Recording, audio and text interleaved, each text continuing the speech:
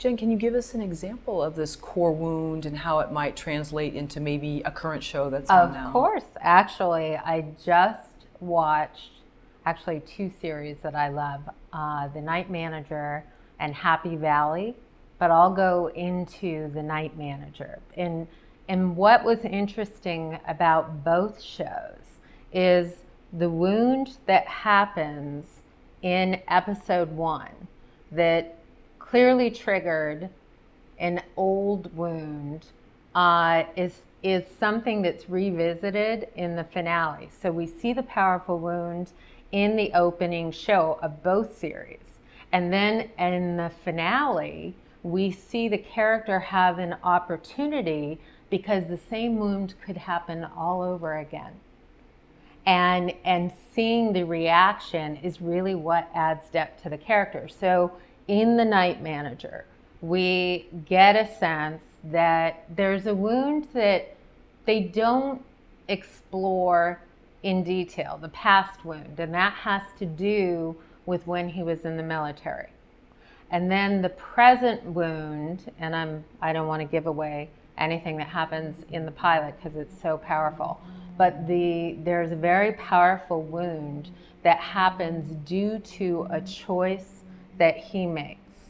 And that wound, creates a narrative that has to do with the idea of love versus the mission, and really understanding the choices that are made and how they affect an outcome. And he is definitely led by love. And the flaw is that could get in the way with what he needs to do professionally.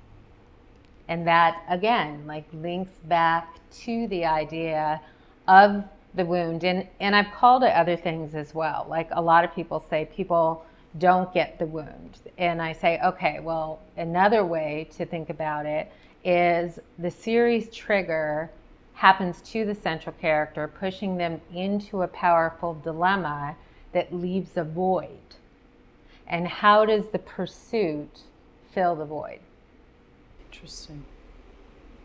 I know you've said that in order to be a strong storyteller, you have to be living and present in your own story. And I think most people would say, if they write something, that, oh yes, this is it, it's right here. But when you've gone back and read something and given someone notes, have you seen, you know what, I don't know if they really are present? Oh, definitely. I think that, my feeling is the best way to tell a strong story is to be present when your own is happening. And I think that so many of us, when our all is lost moments happen, distract ourselves with work, with working out, with partying, with anything that will take away the pain. And I think a large part of the emotional work that I do with writers is really helping them be present during their pain. Because I often find that when someone is raw in the middle of the all is lost moment, like they just lost their mom or dad, or their sibling, committed suicide. I've had clients that have had to deal with that. And there's a really raw emotional response to it.